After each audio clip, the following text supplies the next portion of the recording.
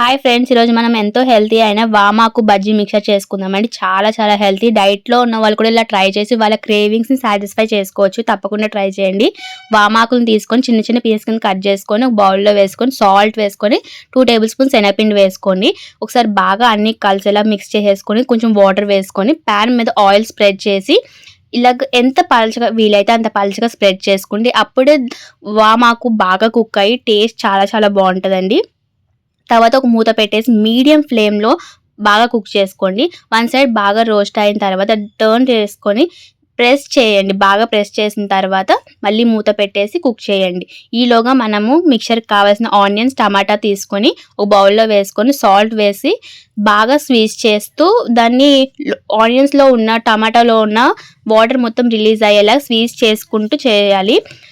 తర్వాత కొంచెం కారం వేసుకొని దాన్ని ఒకసారి బాగా మొత్తం అంతా కలిసిపోయేలాగా మిక్స్ చేసుకొని మన చిల్లాయిలోగా కుక్ అయిపోయిందండి. తర్వాత దాన్ని ఒక చిన్న పీసెస్ కింద కట్ చేసుకుంటున్నాను. ఇక్కడ కట్ చేసుకొని ఆ బౌల్లోకి ట్రాన్స్ఫర్ చేసేసుకొని పల్లీలు వేసుకున్నాను, రోస్టెడ్ పల్లీలు. తర్వాత ఒక లెమన్స్ బాగా స్క్వీజ్ చేసుకున్నానండి. స్క్వీజ్ చేసుకుని బాగా ఒకసారి అంతా మిక్స్ అయ్యేలా కలిపేసుకొని నేను ఇక్కడ కరివేపాకు వేస్తున్నానండి. మీకు కొత్తిమీర ఉంటే కూడా కొత్తిమీర వేసుకోవచ్చు, మా ఇంట్లో లేదు. అంతే అండి, మన ఎంతో హెల్తీ అయిన వామాకు బజ్జీ మిక్చర్ రెడీ అయిపోయింది. బజ్జీ అన్నాం కానీ చిల్లాతోటి చేశానండి. చాలా టేస్టీగా ఉంది.